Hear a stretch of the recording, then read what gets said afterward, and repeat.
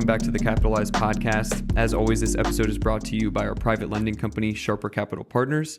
You can learn more about us and how we can help you scale your real estate investment business and what we do at sharpercapitalpartners.com.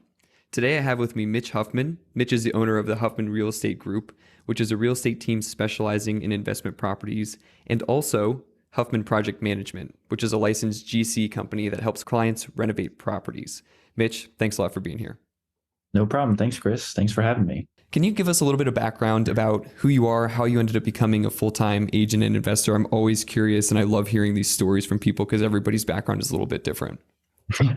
Yeah, absolutely. So we're a real estate company based out of here in Cincinnati. We also have a general contracting company. My fiance runs all of our project management. She runs that entire side of the company. So we kind of just pass clients through there. But kind of the way that we got here and how I got into real estate. So I graduated from Purdue in 2018 with a degree in industrial engineering. I went into to medical devices and I sat at my desk all day for 11 months and did pretty much nothing. But it gave me a lot of time to deep dive into kind of just figuring out there's got to be something better than this, right? Just sitting there and like, this is life. Like, this is the life that I have for the rest of forever, right? And getting deep into, I started off on like Graham Stephan and Dave Ramsey and, all those kind of guys. Got really deep into like the bigger pocket stuff. I was driving an hour to work and back every day. So I got into podcasts, and specifically the Bigger Pockets podcast kind of got me into that. And Brandy and I were dating at the time, and she and her family have owned properties for, I joke that she's been a property manager since she was 8, right? Like collecting rent and stuff like that. So her dad, her grandpa, all that kind of stuff was into that. And so she also was a big influence in helping me get into the real estate game. And then I left that job, went into a field sales position, traveling all around, living in Indianapolis at the time, traveling all around to, Indiana, Illinois, Ohio, Kentucky, everywhere, selling electronics manufacturing devices that I knew nothing about. That was November of 2019. What a great time to get into field sales, because March 2020 rolls around and we're not allowed to go anywhere or do anything. So I decided, I was like, man, I don't want to do this anymore. I was like valeting cars at the time. I drove Uber as well. We went through the process of purchasing our first house. We wanted to move to Cincinnati. She was going to go to UC and everything, or she went to UC. And I'm like, dude, I can't rent a place here. Like, I'm going to buy something. So we bought our house in Fairfield, which is just a suburb outside of Cincinnati. And I paid for that by driving Uber literally every single day after work for my FHA down payment and everything. And I was like, this real estate stuff is pretty cool, right? So during the 14-day required mandatory quarantine, I started my real estate license stuff and just literally sat there for 14 hours a day or whatever it was and just clicked through all the slides and watched all the videos and the practice tests and quizzes. And I was valeting cars and doing my real estate tests and stuff like that, like on my phone. Came here, we moved to Cincinnati in August of 2020, got my license in September of 2020 and been doing real estate. It didn't really start full time until maybe mid 2021. When I first started, I still had my field sales job. I was, kind of quiet quitting that, and busting tables at Cooper's Hawk just to try to make things work until real estate kind of overtook, and it didn't make sense to do any of that other stuff. It's like, all right, now I can go into real estate full time, make sure my bills are paid, and go through that. So when you started listening to the podcast, the Bigger Pocket stuff, the Dave Ramsey stuff, I think that's something that most of the people listening, including myself, can probably relate to, because I think that's really the trigger for a lot of people who start investing in real estate is Bigger Pockets.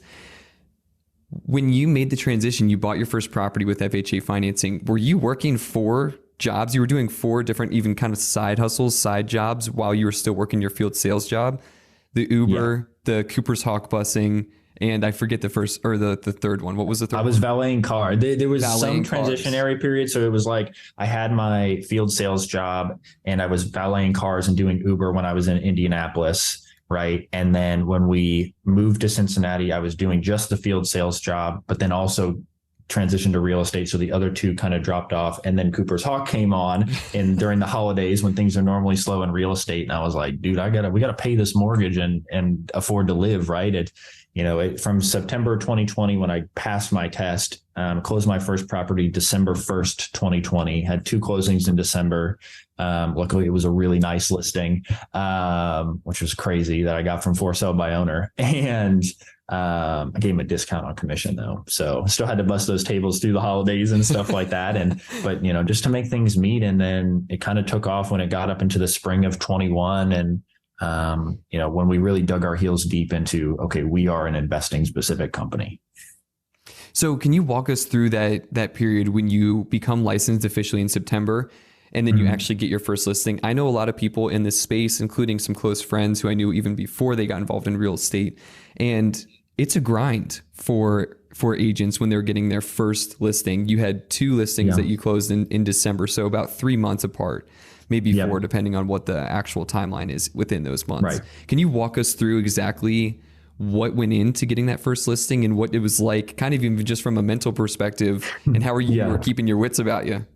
Yeah, absolutely. So we moved to Cincinnati, end of the summer 2020, and we didn't know anybody here. We didn't know any of the area. We knew nothing about Cincinnati, honestly. Like we just moved here because it was far enough away, but not too far away.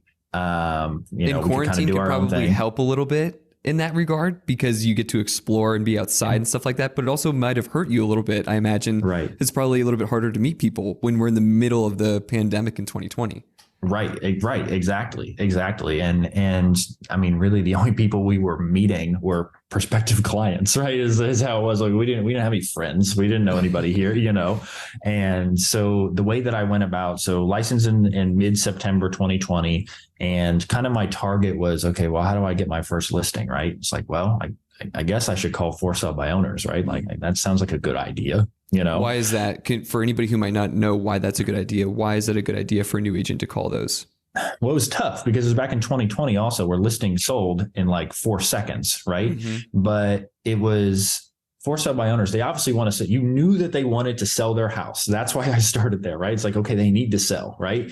And for whatever reason, their house wasn't selling or this and that. And I kind of targeted ones that were overpriced or had multiple price reductions, things like that. Cause it's like, okay, they want to sell, but it's like, they have no idea what's going on here, and I had a full spreadsheet. I'm a big spreadsheet guy. It's my engineering degree, and just tracking every time I would call somebody, the notes we talked about, full like CRM basically in a spreadsheet just for For Sale by Owners. I was going on Zillow. I have a whole, not necessarily like a script, but I have a way that I like to do it. That's not, hey, this is Mitch, I'd like to list your house.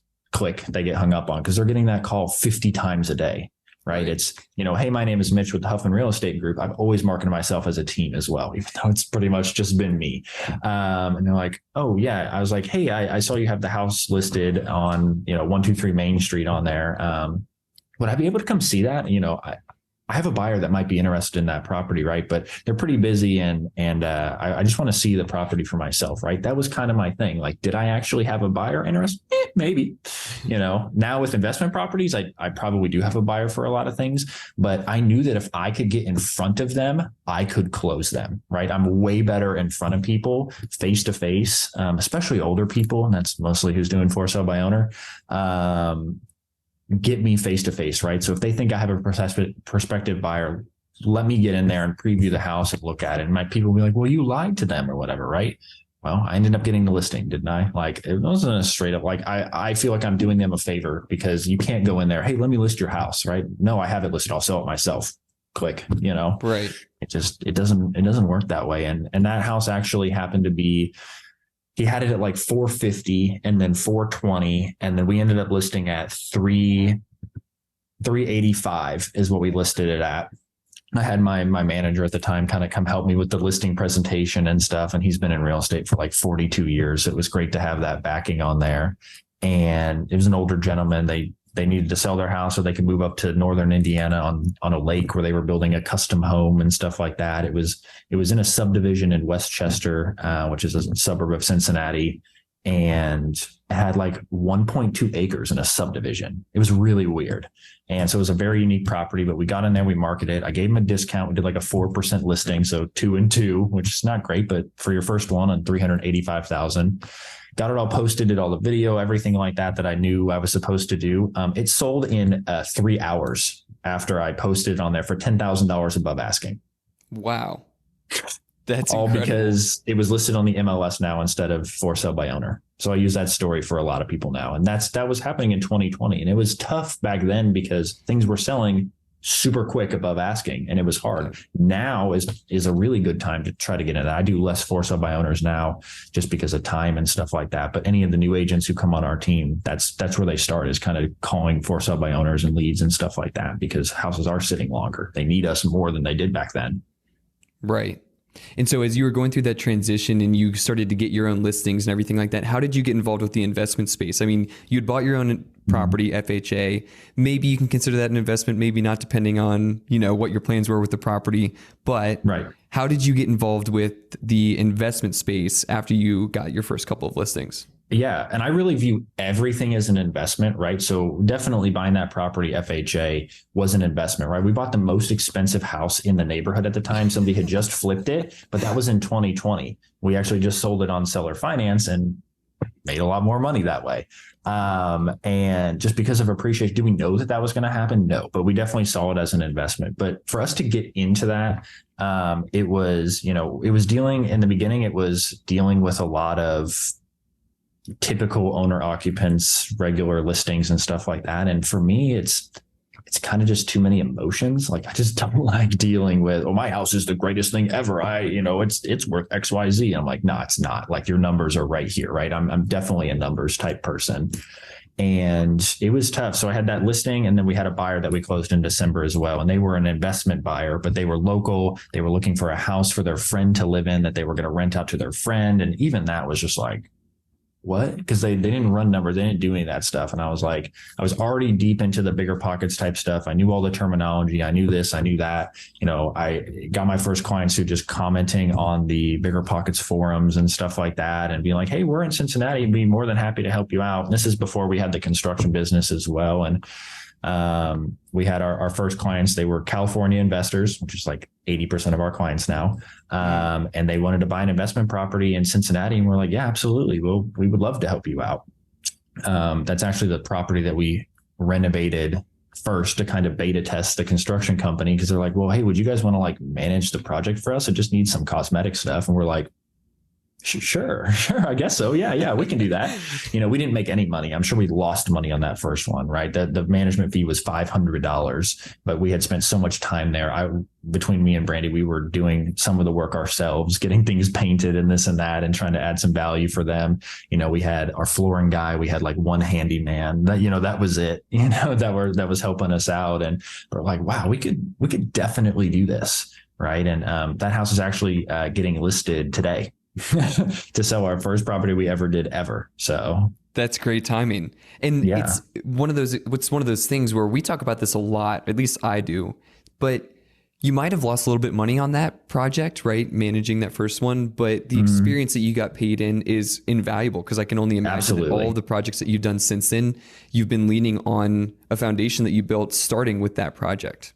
Right. We didn't jump in, cannonball into the pool and be like, yeah, we're general contractors now, look at us. It's like, no, let's see if we can actually do this, and if we actually kind of like this and we feel like it's feasible. And it was our beta test, right? And then the second project after that, we actually fired that client because it was like, nah, dude, we can't deal with this, right? And then didn't do a whole lot for 2021. We had maybe 3 or 4 little projects here and there and stuff like that. And then December of 21, we decided to actually LLC the project management side of the business, because we were running everything through the real estate LLC in December 21. And that's when in 2022, it just exploded. It went from maybe 4 or 5 projects in 21 to like 20 to 30 in 2022 on different things. And right now we have 10 going on at one time. So it's really not, we're just now meeting, but it's not terribly surprising, assuming, which I imagine, and I have heard from other people. We have a mutual friend that we just talked to. It's kind of funny, the coincidence of the timing of everything. You're listing your first project that you ever did today, and we're having this conversation.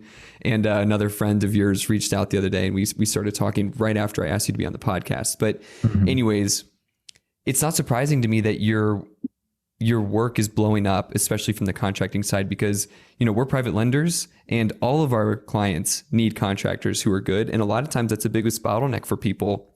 Yeah. Is if they want to scale, or even if they want to do one project and they're new, they can't find good contractors. And so it's not surprising to me that your business is just blowing up.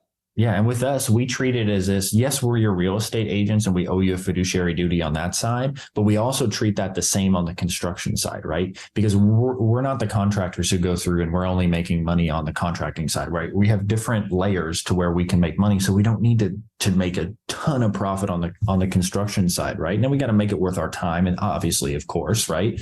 But we value building those relationships because we're relatively new. We're 2.5 years into this, right? And building our business. And when we build the net worth of our clients, we build our business as well, right? We're not making a ton of money on one property and bleeding them dry so they can't buy any more properties for the next 1.5 years, right? It's like, well, I guess I got to save for another 1.5 years because construction went over 50 grand, right? Because we were referring people to those contractors who were doing that. And I'm like, this is not going to work. Like, no one will ever want to buy with us again in Cincinnati if these are the contractors we have to do. We need control over this side of things.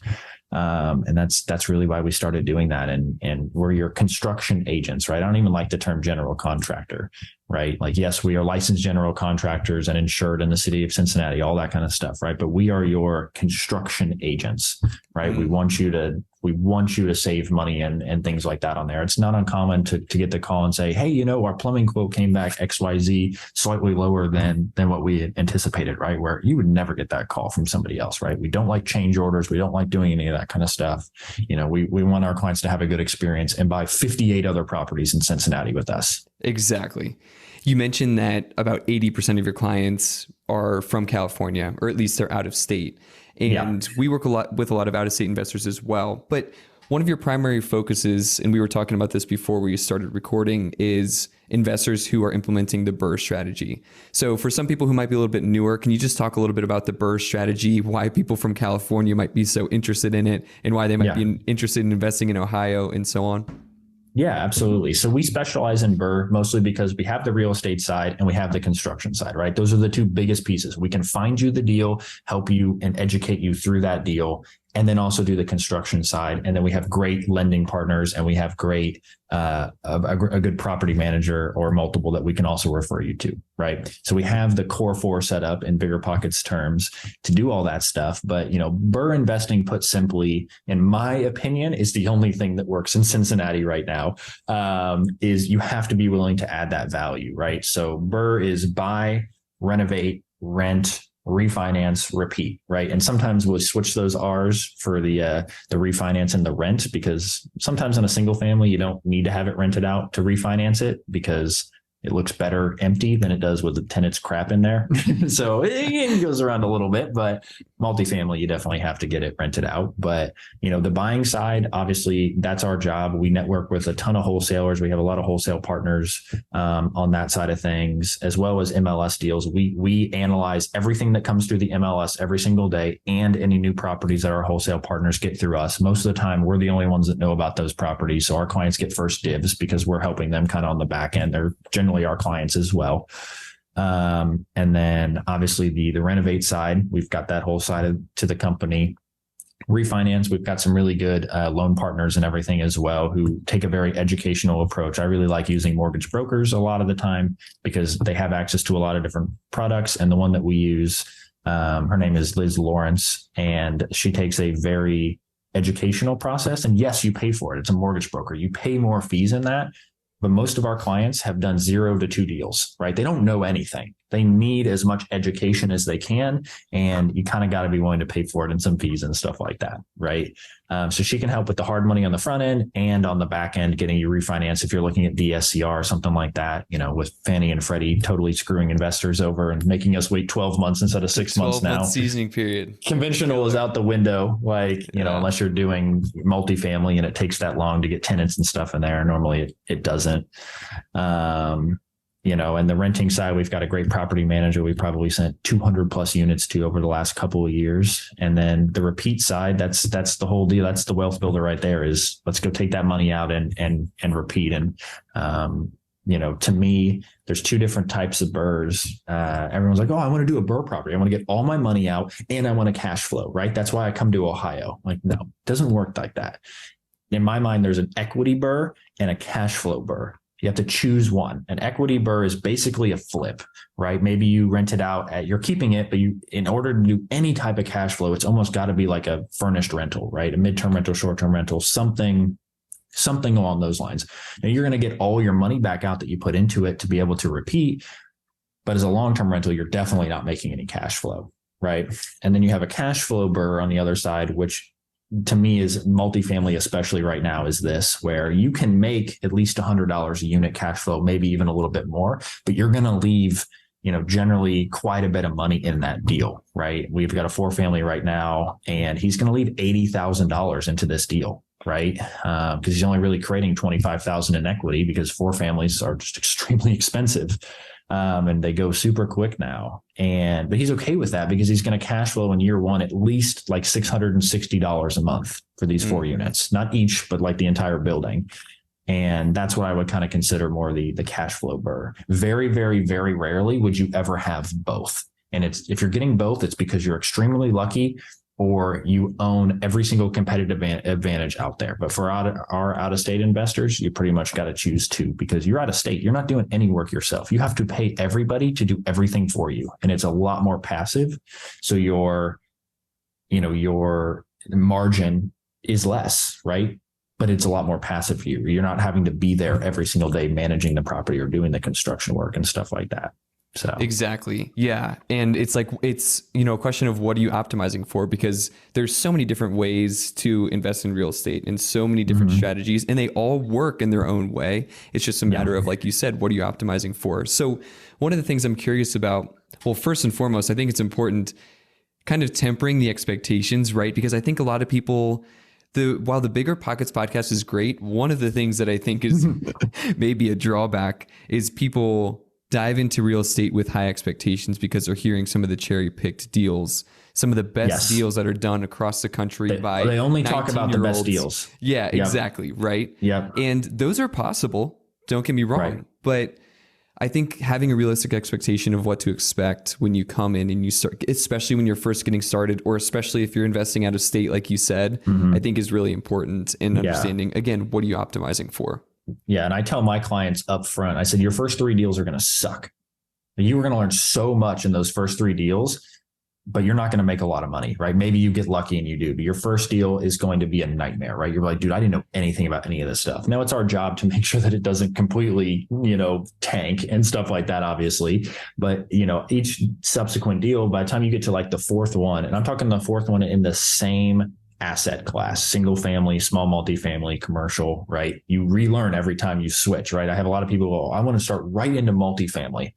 You don't even know how to do single family yet. Like, let's take some baby steps, because it's tough in the multifamily world out there, right? Or people, I just want to go straight to 5+ units. And I'm like, you've never even done a single family, let alone small multifamily. There's baby steps you have to take in there, right? And your first 3 deals are going to suck. So you should probably make them a little bit smaller and invest within your means is kind of what I preach to my clients. Like, you're like, I have $100,000. I'm going to go spend every penny of that on my first property. I'm like, well, what do you have in reserves? I don't need reserves. I'm like, okay, that sounds great. Right. And when it's broken down, especially if you're working with someone like yourself, real estate can be relatively simple in terms of how the numbers need to check out in order to work, right? You need to have this much reserves estimated. You need this much for rehab, so on and so forth. But When you talk about analyzing deals that come across your desk every single day from wholesalers and on the MLS, can you explain that analysis process for me? Like I'm five, specifically when it comes to BRRRR. What kind of numbers are you looking for? Yeah. And what makes a deal when it comes to a BRRRR property? Yeah. So there's only a handful of numbers that you actually need to know upfront, right? To determine in 5 seconds, is this deal worth pursuing, right? I don't even look at what the asking price is, truthfully. If I'm like, okay, I like this area, I like this house, like, yeah, the asking price is in the back of your mind, right? But who knows if it's even close, right? The most important number in a BRRRR analysis is the ARV, the after repair value. What is that house worth after you've renovated it, right? Because that's what your hard money lender is going to go off of for your loan. That's what your refinance is going to go off of when you refinance it. It's everything, right? You need to figure out is there enough margin in that deal? You know, let's say the purchase price is $100,000. That's what they're asking for it, right? And ARV is $200,000. Okay. We got our ARV. We looked at comps. We went through Zillow. We've got a video on our YouTube channel as well. We do a weekly meetup every Tuesday evening at 8:30 Eastern time for our California people. And we did single family and multifamily analysis. So those hour-long videos are on our YouTube channel. This is exactly what we do. I didn't use the MLS. I didn't cheat. I went through Zillow, right? You found comps, you're like, okay, these houses are like exactly the same. They've been fixed up. I think I could get $200,000 for this house, right? And there's no 100% like, oh, this exact same track house went for this much money. It's especially here in Cincinnati. It's kind of a guessing game, but you found some comps. You feel confident. You're 200,000, a little conservative, right? Maybe you could get 215 for it. Let's say 200, and then you determine your ARV. They're asking $100,000. What is our rehab budget, right? You have to figure out what that is. That's the hardest one for people to figure out, right? They have no idea. They've never done a project before, right? And generally what I would say is for a rehab, for a BRRRR property, we're going rental grade, right? We're not flipping this thing. We don't need to achieve maximum ARV and stuff like that, right? Start at $30,000. $30,000 is like minimal if it only needs cosmetic, like pretty much everything cosmetic, right? The house isn't overly large. It's not, super tiny. $30,000 in work is what it's going to need, right? For every major capital expenditure that needs to get replaced, add $10,000, right? So it needs a new roof, 10 grand. It needs new HVAC, 10 grand. The foundation is screwed up, 10 grand. It could be more than 10 grand for a foundation, but it's got knob and tube wiring that needs mitigated, 10 grand, right? So you start at 30,000 and then you end up, okay, let's say it needs, knob and tube mitigation and it needs a new roof. Well, congratulations, run your number at $50,000. That's generally how I do it really quick. And then, we can get into LTV, this and that and this. I've got a little calculator thing that I use on a spreadsheet, and you can get into that, but it's, $200,000 ARV, $100,000 purchase price, $50,000 rehab. Well, that's a $50,000 gap in there, right? Okay, that seems like a fairly good margin, right? I can figure that out, not using percentages or anything. What the heck is this thing going to rent for when I'm done, right? This is where it kind of runs into issues. Look up comps on Zillow, right?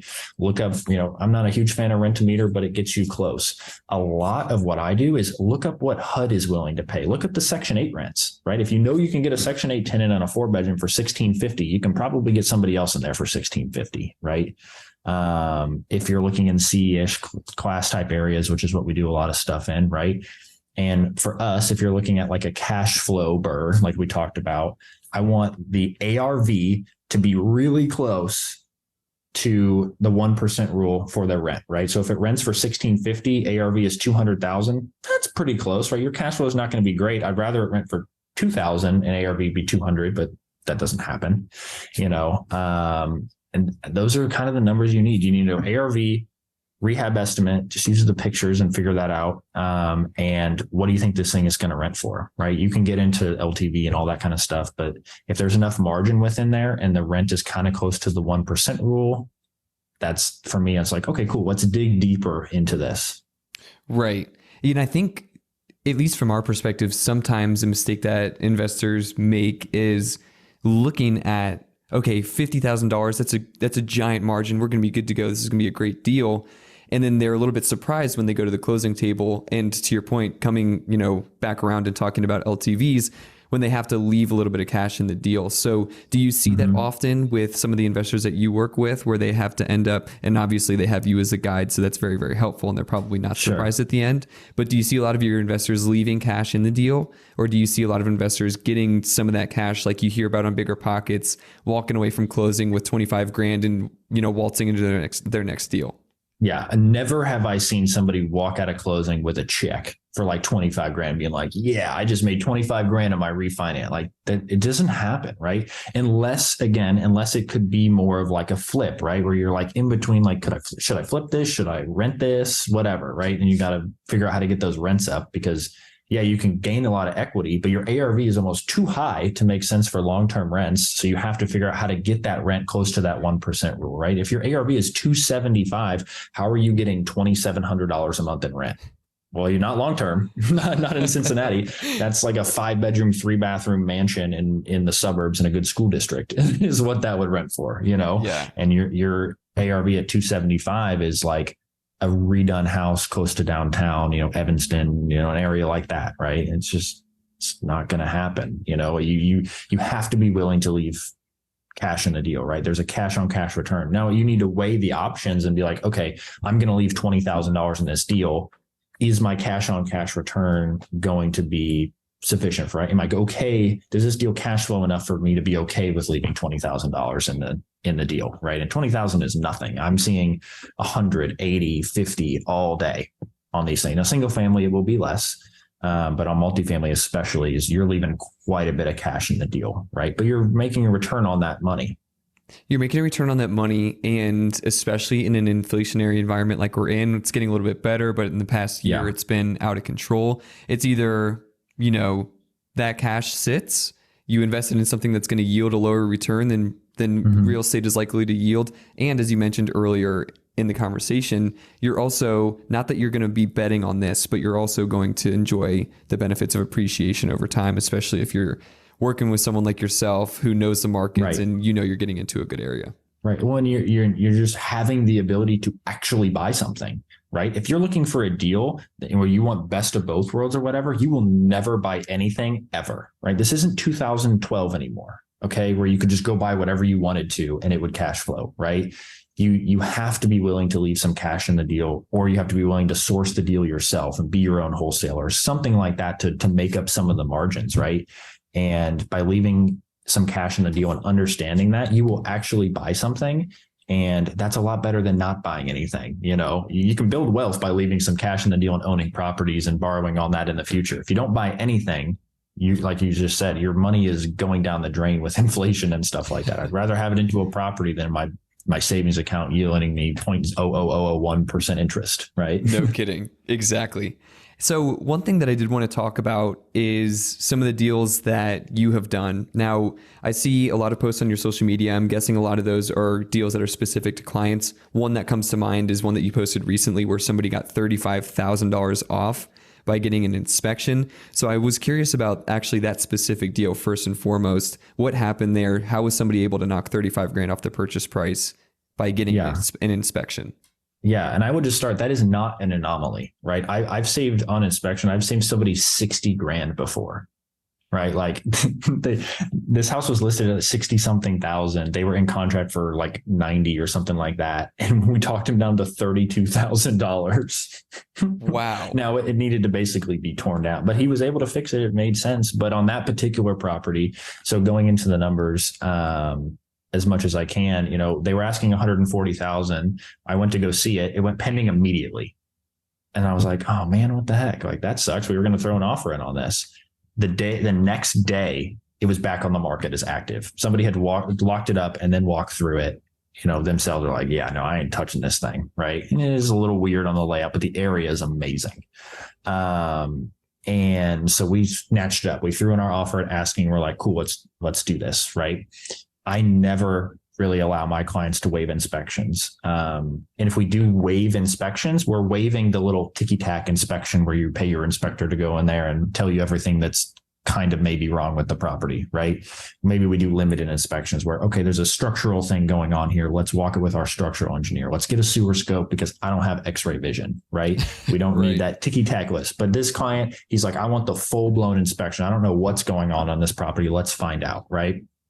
And it turns out that the agent is actually the seller's mother and has a personal relationship. And we're like, all I did was I killed her with the numbers, right? I said, look, we have it at 140.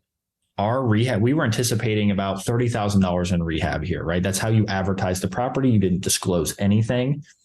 We just came up with, our budget just went up easily another $20,000, right? Now we kind of knew that it needed like a new roof and some electrical and stuff like that, right? It was kind of in our budget, right? And it's like, no, let's just get this under contract because the buyer has all the power once you're in contract, and just kind of killed her with, look, these are our quotes from our contracting company, right? This is what our guys would quote this at. We went from 30,000 to probably inflated 60,000 or whatever. We need to reduce this house by, from 140 to 105 is where we came in. And she's like, oh man, well, I can't do this. And I knew that they paid 70 for it not that long ago.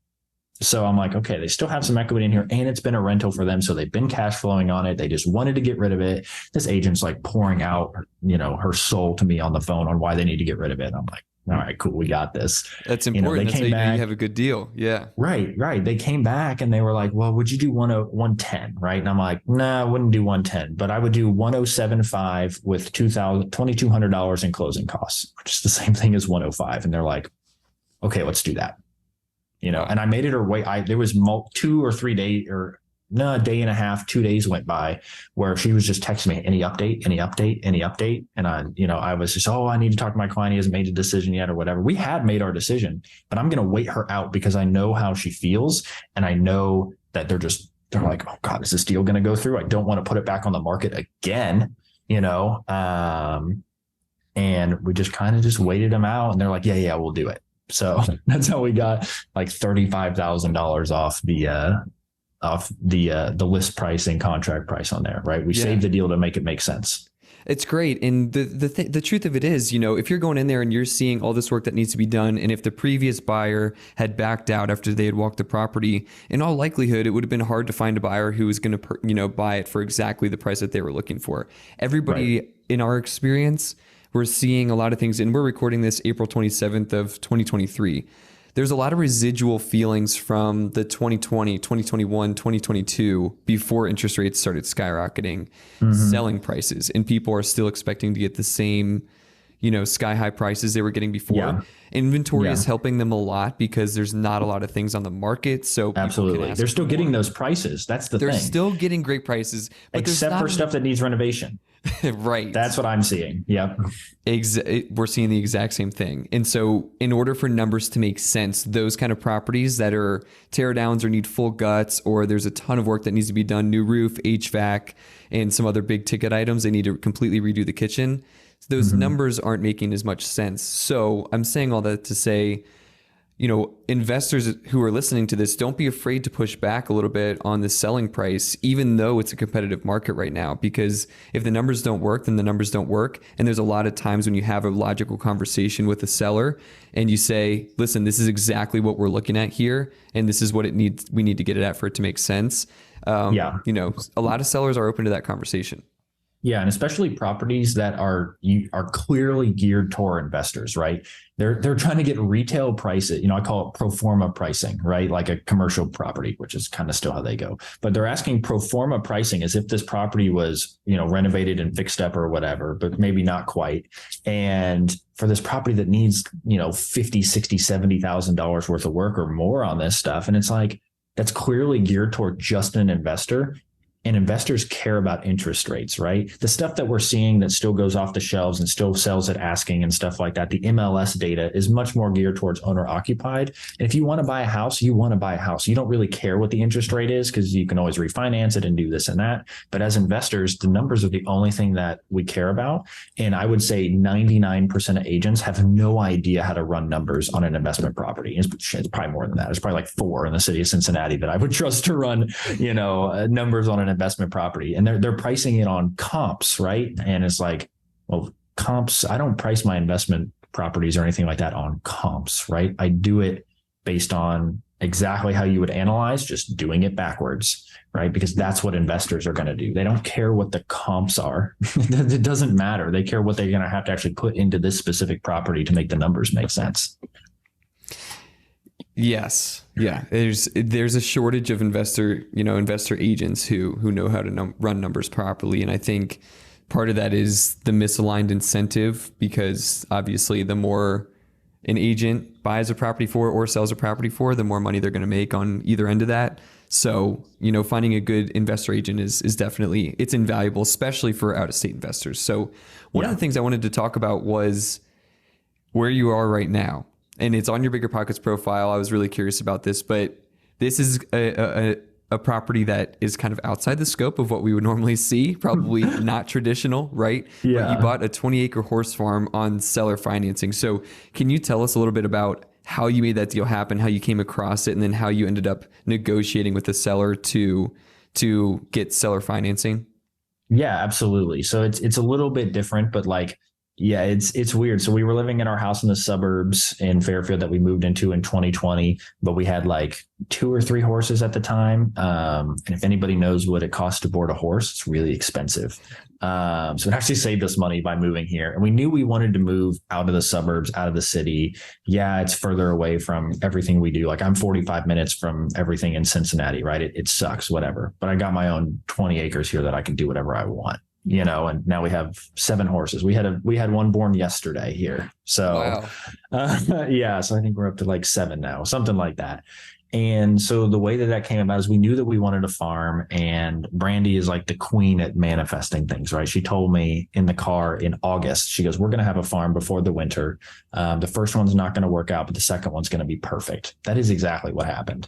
We were in contract on one in Xenia that we were just going to finance on a bank statement, because being a business owner is really hard, and pay like 9% interest or whatever it was, right?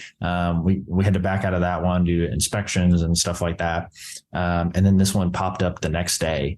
And we're like, oh my God, like that's perfect. So we're just across the border in Indiana. So property taxes are like a fifth of what they are in Ohio. And we were like, well, we can't get financing on this. So it was $625,000.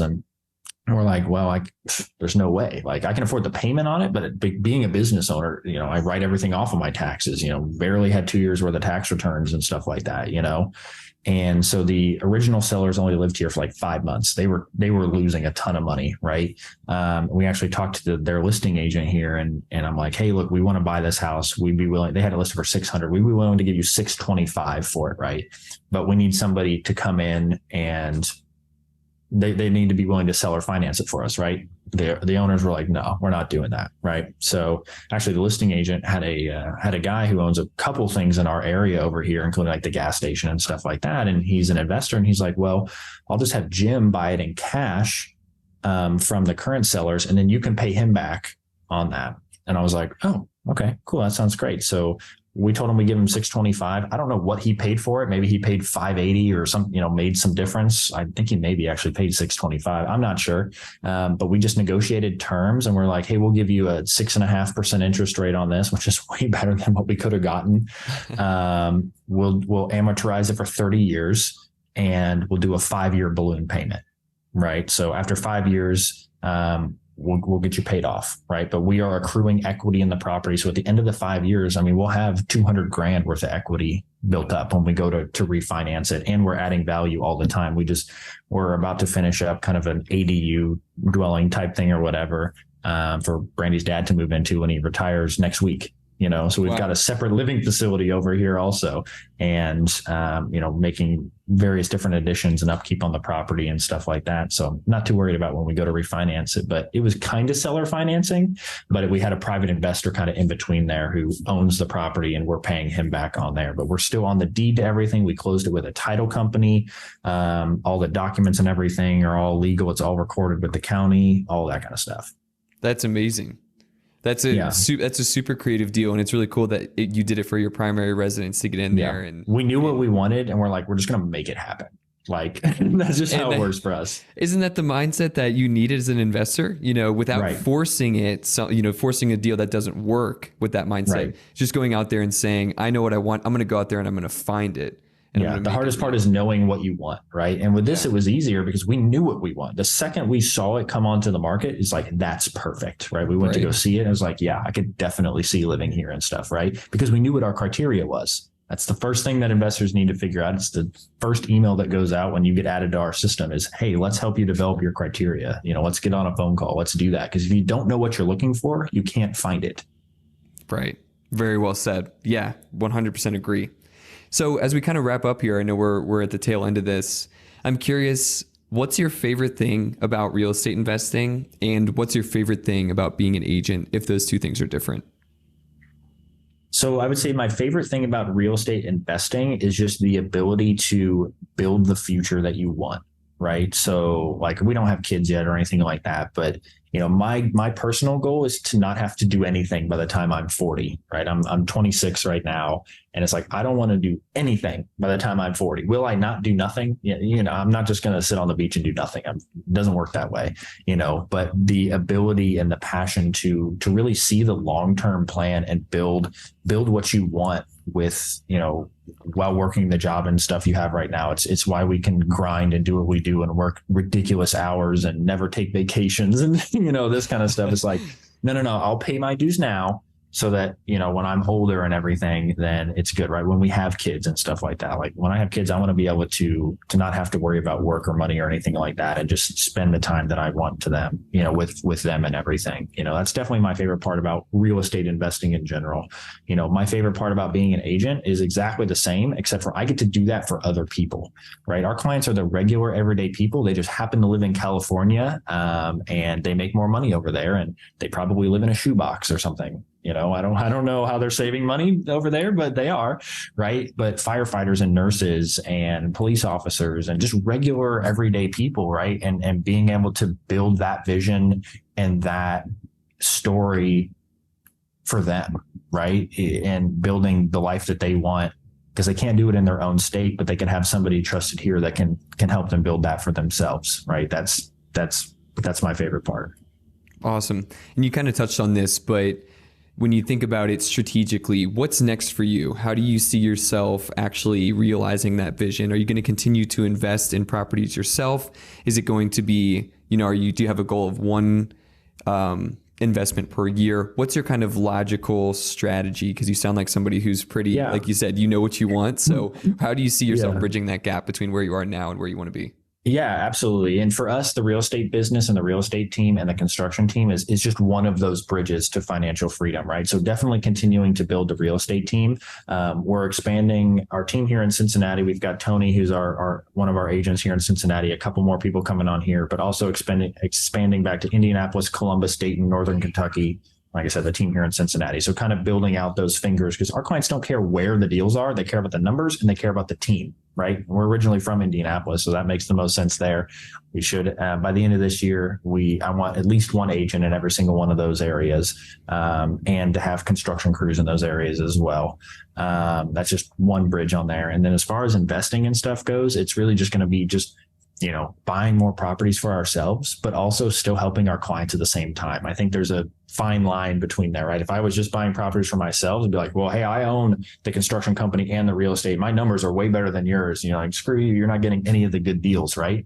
But that's not fair, and one thing we're working on right now is actually raising private funds through our clients to help them learn and earn on their money and about real estate investing all at the same time, right? So they deposit into our fund and everything like that, giving them a % return on their money. We then use our strategic advantage and everything with having the real estate and the construction company to do things for cheaper where the numbers actually work and go and flip properties, BRRRR properties, this and that, all that kind of stuff. And they get to learn how all that stuff works while their money is making them money, but they take far less risk in there, right? And the numbers actually work because we can control those numbers. Until they're a lot more confident or the market changes or something like that clicks in their mind and they say, all right, Mitch, I want to pull my money out. I want to get in active investing and start acquiring my own properties. So that's kind of our next thing. Awesome. Next things. Yeah. It got a lot going on, which things, but yeah, there's a lot. That's great. So in the last two questions I have, is there a way for people to add value to you today, or what's something that you are in need of right now that you're looking for? Yeah, I mean, we here very, very soon. We're definitely going to be looking for private investors who do want to learn and earn at the same time. And they're working with the lawyer to get all that whole structure set up and make sure it makes sense for everybody and it can be fun. Right. But definitely private investors. Whether they want to invest in real estate or, referrals are amazing. Especially we do a lot of referral business from California clients. There's just like groups of people over there and they all know each other and they all know me apparently across the country. But referrals are great, right? If you're investing in real estate in Cincinnati or other places, but your friends want to get into it, you're listening to this podcast, give me a call, shoot me over their name, their phone number, their email address, whatever. And just be like, hey, Mitch, this person really wants to do it, but they just don't know where to get started. Right. I specialize in people who don't know anything. Like that. I love the education aspect of it. That's what I want to try to build and everything to give those regular everyday people the ability to literally change their lives because anybody can do it. That's amazing. Yeah. We need more people like you in real estate. That's for sure. Last piece here is how can people get in touch with you? Yeah. So we're, at Huffman Real Estate Group on Instagram, at Huffman Project Management on Instagram. If you want to see more of the rehab side of things, there's a little mix of both on there. And then, you email me. It's just Mitch at Huffman, HUFFMANRE group, as in realestategroup.com. Shoot me an email. Whatever. So I think our contact details will be in the show notes or whatever on this. So yep, exactly. Yeah, I was going to say that's perfect. I'll leave all of Mitch's information in the description below. If you found this conversation helpful and you're listening to this, please share it with a friend, leave a review, check out sharpercapitalpartners.com, and of course, check out all of Mitch's information down below. If you're looking for more educational resources or you want to get in touch with him, feel free to reach out to Mitch or myself. Mitch, thanks again. This has been a great conversation. I think it's going to help a lot of people. I learned something and I really enjoyed it. So really appreciate you coming on. No worries. Thanks, Chris. Appreciate it. Awesome. We'll see you later, everybody.